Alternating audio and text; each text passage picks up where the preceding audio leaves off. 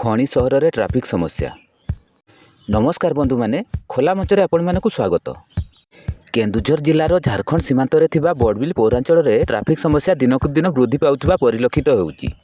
ମୁଖ୍ୟତଃ Barbil new market ନିକଟରେ ଥିବା ରେଳ ଫାଟକ, ବାଟା ଛକ ଓ ପୁରୁଣା ବସ୍ଷ୍ଟାଣ୍ଡ ଅଞ୍ଚଳରେ ସବୁଠାରୁ ଅଧିକ ଟ୍ରାଫିକ୍ ସମସ୍ୟା ସୃଷ୍ଟି ହେଉଥିବା ଅଭିଯୋଗ ହେଉଛି। ବଡ଼ବିଲ ରେଳ ଫାଟକ ନିକଟରୁ ଯାଇଥିବା ରାସ୍ତାଟି ବଡ଼ବିଲ ରେଳ ଷ୍ଟେସନ ଓ ସେଣ୍ଟ ମେରି ସ୍କୁଲକୁ ସଂଯୋଗ ହୋଇଥିବା ବେଳେ ସବୁଠାରୁ ଅଧିକ ଦୁଇ ଚକିଆ ଯାନ ଏହି ରାସ୍ତାରେ ଯାତାୟାତ କରିଥାଏ। ତେବେ ବଡ଼ବିଲ ଓ ବଲାଣି ରେଲୱେ ସାଇଡିଂରୁ ମାଲବାହୀ ଟ୍ରେନ୍ ଯାତାୟାତ ସମୟରେ ପ୍ରତିଦିନ 10ରୁ 15 ଥର ରେଳ ଫାଟକ ବନ୍ଦ ହୁଏ। ତେଣୁ ପ୍ରତି ମୁହୂର୍ତ୍ତରେ ଏଠାରେ ଟ୍ରାଫିକ୍ ସମସ୍ୟା ପରିଲକ୍ଷିତ ହୁଏ। ତେବେ ଏହାର ପ୍ରତିକାର ନିମନ୍ତେ ବଡ଼ବିଲରେ ଏକ ଫ୍ଲାଏଓଭର ରାସ୍ତା ନିର୍ମାଣାଧୀନ ଥିଲେ ମଧ୍ୟ ଏହା କେବେ ସମ୍ପୂର୍ଣ୍ଣ ହେବ, ଏହାକୁ ନେଇ ଆଶା ଓ ଆଶଙ୍କାରେ ବଡ଼ବିଲ ସହରବାସୀ। ସେହିପରି ବଡ଼ବିଲ ମେନ୍ ରୋଡ୍ ଅନ୍ତର୍ଗତ ବାଟା ଛକ ନିକଟରେ ମଧ୍ୟ ନିୟମିତ ଟ୍ରାଫିକ୍ ସମସ୍ୟା ପରିଲକ୍ଷିତ ହେଉଛି।